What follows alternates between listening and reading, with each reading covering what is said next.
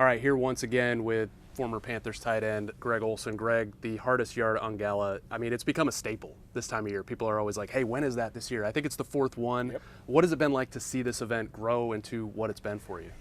Yeah, there's no question this has really grown into probably our signature event of the calendar. And we do a lot of different community events and a lot of really successful events, but this one is just so unique in the fact that it doesn't feel like you're at a charity event.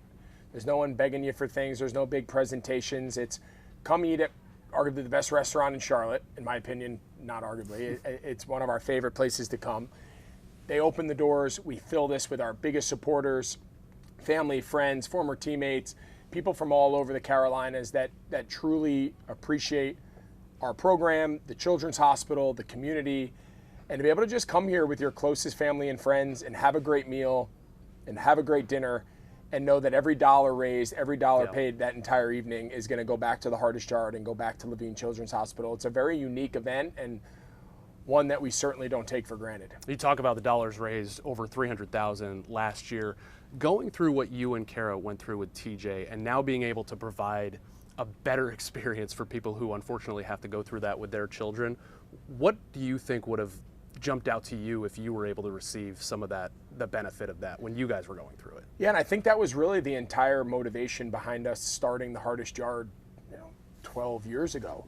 It was really, hey, we had a great experience, we got great care, but how do we elevate it even further? How do we allow families that come behind us that share a similar journey and a similar story to TJ and our family, how do we make sure that we leave it better than we found it? Because so many families that came before us improve the experience that we received. If TJ was born 10, 20 years earlier, his outlook and what would have been very different. And the hope for us is kids now born 10 years after TJ, 20 years after TJ down the road, they should have a significantly better experience than TJ did and better outcomes and better family across the board. So that's our hope. We're trying to play our small part, obviously focusing here in the Carolinas with Levine Children's Hospital, here in Charlotte, and then MUSC Children's Hospital, where we have also a hardest yard program supporting their efforts down in Charleston. So our hope is that we can really focus on our community and our home and have the ability to expand as time and opportunity allow. But there is no question, and we take great pride in the families now that find themselves inside the walls getting the initial diagnosis that we received almost 13 years ago, are having a much better outlook and path than we did, and we're very grateful for that. How is TJ? I think it's been about 4 years since the surgery. He's doing awesome. So he had his heart transplant. It'll be 4 years this summer. Obviously, we got the diagnosis almost 13 years ago. We got it like March, April, so spring of 2012. It's hard to believe, but but he's doing awesome, playing basketball, playing baseball, running around, driving us crazy, not turning in his homework, not cleaning, all the typical stuff that everyone's battling. And as days go on and we get frustrated and we're parenting and we're doing that race, we do sometimes sit back, my wife and I, and go, it's good that that these are our problems now. Like we would have given anything 12 years ago to say these were going to be your problems when he was in 6th grade, as opposed to some of the other more daunting things that we thought could be down the road. Every year with the red carpet, it is just such a who's who of sports figures in Charlotte and even some from outside. Who has been here in the last 4 years that you're just like, wow, you look across the room and go, I can't believe that person showed up for this? Yeah, and I think what's cool is a lot of our, quote unquote celebrities or the people that have a household name are based here in our community. And I think that's something we really strive for. Like, we want people that come to this event, people that really care about the Carolinas and they care about the community. And Levine Children's Hospital hopefully never does, but could impact their lives one day, or a family or a neighbor or a friend, and the roots here. So, I mean, you got guys like Dale Jr. and Jeff Gordon and Luke Kuechly and Thomas Davis and Steve Smith. And I mean, I can go on and on. It's Christian McCaffrey and the guys that have come through these doors, Kyle Busch. You know how this goes. You're going to forget guys. I'm going to get a text message. But just the amount of friends, the amount of, guys that come through here that either I've played with or just make their own amazing impact on this community and their own endeavors. It's a really fun thing to see everyone rally around Levine Children's Hospital, our program, our foundation. again, it's something on nights like this, on February 24th, when we're all sitting here and we can hear everyone kind of talk and meet and mingle. It's nice to sit back and be like, it's incredible how far we've come from just an idea following, what was a difficult journey initially with TJ when he was born, that it's grown into something so positive. Any chance Bryce Young can make it this year? I'm working on getting Bryce Young. The challenge we have is a lot of guys go out of town for the off season. So I'm going to track down a lot of the local guys and say, hey, if you're in town, I'm going to pull rank here on you. I need some of you young guys to come help me out. All right, we got another Eagles-Chiefs Super Bowl. I think a lot of the country initially is like, not again, Chiefs again. What's fresh about this one to you? What's different? Well, it's funny how things change. As things change, they all remain the same. Stay the same. The saying is, and again, I called this Super Bowl two years ago, and it's a lot of the same faces, right? It's Jalen Hurts, and it's Patrick Mahomes, and it's Travis Kelce. Now, Saquon Barkley's new. Vic Fangio and this defense is new. It's different coordinators for Philly. It's an entirely different makeup to how it was 2 years ago for this Kansas City Chiefs team. Different weapons for Mahomes and a different style of play with this defense. And so, it's so funny how cyclical the NFL can be, and it has now kind of come complete full circle where 2 years ago, a lot of the same storylines that we were talking going into the game, a lot of them hold true. Now, there's some different faces, there's some different philosophy, there's some different approach, but a lot of the same matchups apply.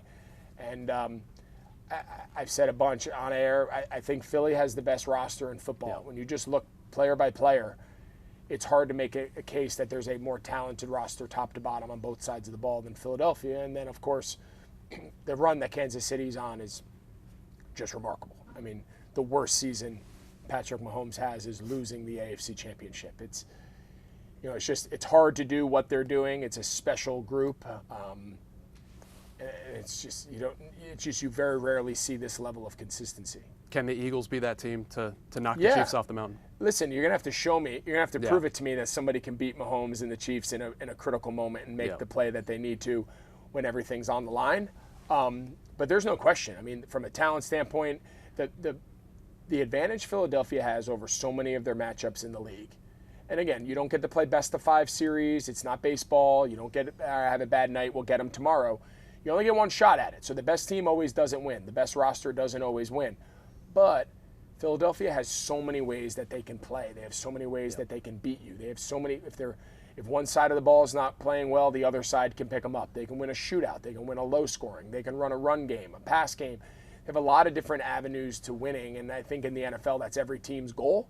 Because you're not going to have your best stuff on every single night.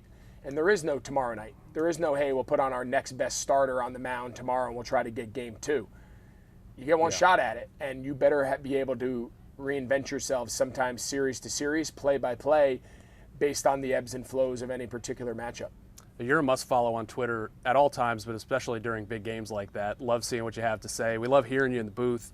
A lot of fans want to know, do you think there's a path for you to be in the booth for championship weekend, Super Bowl again in the near future? I hope so. I'll be honest. It's hard sitting home on the couch watching the games, and you're sitting there and you're living and dying with every broadcast, and you're sitting there and you're dissecting everything that's said and done, and what would you have said and what would you have done. So, listen, I've been very honest. My goal getting into this was to not just call regional 1 o'clock games and just be happy to be there.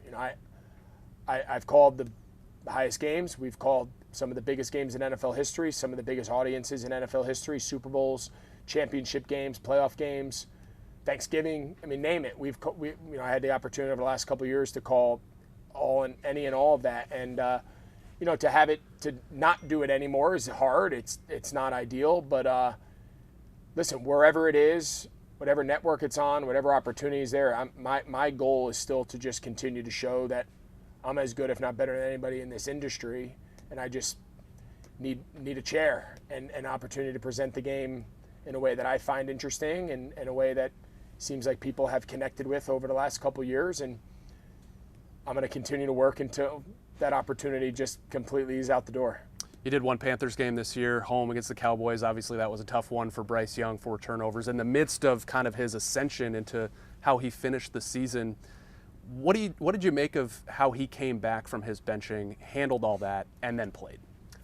I think it's it's one of the best stories. Take the football, take the wins and losses, take all that out of the equation. I think it's one of the best stories in the NFL this season on just everything we try to teach our kids, everything we try to teach our team, the culture everyone's trying to build, which is resiliency, continuing to, you hear all the coaching cliches, one day at a time, worry about what you control. And I think everyone rolls their eyes and says, I'm tired of hearing all this. That is the best example of all of those things wrapped up in one. I mean, he could have easily thrown in the towel and just said, I'm done here. My future in Carolina is over. I'm going to move on. I'm going to show them. But he didn't. From everybody you talk to, his attitude didn't change. Who he was as a person in the locker room didn't change. Continued to be upbeat and positive, knowing that when he got the opportunity again, he was going to take advantage of it. And I think when he got that second opportunity, when Andy got hurt, he told himself, if I'm going to go down, I'm going to go down playing my style. And I think we saw the Bryce Young that we all watched and marveled in college at Alabama, running around, second-level plays, winning with his feet, escapability in the pocket, hard to sack.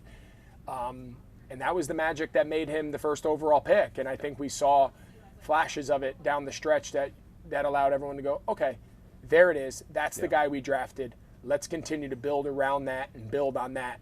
And for the first time in a long time, it feels like the Panthers have the ability to carry over the previous season into the next, both at the coaching position, at the quarterback position, and obviously that's huge. Yeah, first time in 6 years they haven't been looking for a new quarterback coach or GM or some combination. I mean, that consistency could be huge. With Bryce and with those flashes that you talk about, if he puts enough of that together, is the talent there to be top 10 quarterback in the league, top 5, to play on championship weekend? I think so, right? And I think it's going to come down to, like any good quarterback, they can elevate the players around them, but they also have to have good players around them, right? Yeah. I mean, you look at the teams that are playing in championship weekend, and you look at, the offensive talent on a lot of the teams that we see make runs every year. It's not just a great quarterback out there doing it by themselves. And again, there's varying degrees of talent around them, and we can debate that all day long, but they have to continue to find an environment in which Bryce can be successful, and I think Dave did a great job in year one of putting that offense together. I think there's still a lot of evolution left to be said there. Continue to surround him with really good weapons, continue to get him more guys to take pressure off of him. All of those components are directly correlated to the evolution and the development of a young quarterback. It doesn't happen independently. It doesn't happen in a vacuum. And that's the job of Dan Morgan, and that's the job of Dave Canales, to go out and continue to identify who are those right pieces, accumulate as many good players as possible, and just continue to build that roster. And it's amazing how good quarterbacks elevate a roster, and good rosters elevate a quarterback. It happens both ways. Luke Kuechly and Steve Smith Sr. are both up for the Hall of Fame. I know Panthers fans are hoping both get in. I want to ask you about Luke, because I think he was drafted before your second year in Carolina, he was 2012. 12. Yep. Yeah. Was there a moment like in camp or in a meeting that you just go, this guy's different? Yeah, I think there's a lot of fun stories about how we're trying to run stuff in practice, and we're trying to, implement a new play or implement a new scheme, and we're kind of just testing it out. And like Luke just ruins the entire play. He ruins the entire practice, where you're like, Wilkes, McDermott, get this guy out of here so we can actually try to figure out this play. He from the very early in his career, and we can talk about how fast he ran and his tackles, like forget all the physical stuff. It was very evident early in his career, his maturity, his responsibility, his approach to the intellectual side of the game, to the studying, to the film, to really again, it's very cliche, like student of the game stuff. And I hate cliches, but like that embodied who Luke was. And now you factor into, he could run, he was strong, he had great coverage skills, he was tough. I mean, the physical stuff, it was such a rare combination for a guy that could check every box physically, but then was also the most cerebral player on the field. And we don't say that lightly. Like that's not just like a passing compliment to Luke. Like it embodied who he was. He had an advantage before every ball was snapped, and then he also had an advantage over almost everybody on the field after the ball was snapped. And that's what made him so great and such a unique player for so long. Greg Olsen, thanks for doing this again, man. We love this time of year now that the young guy has reached his 4th year. Good luck this year. Appreciate it. Thanks so much. Thanks, bud. Thanks, buddy. Appreciate you. Yeah, it's great.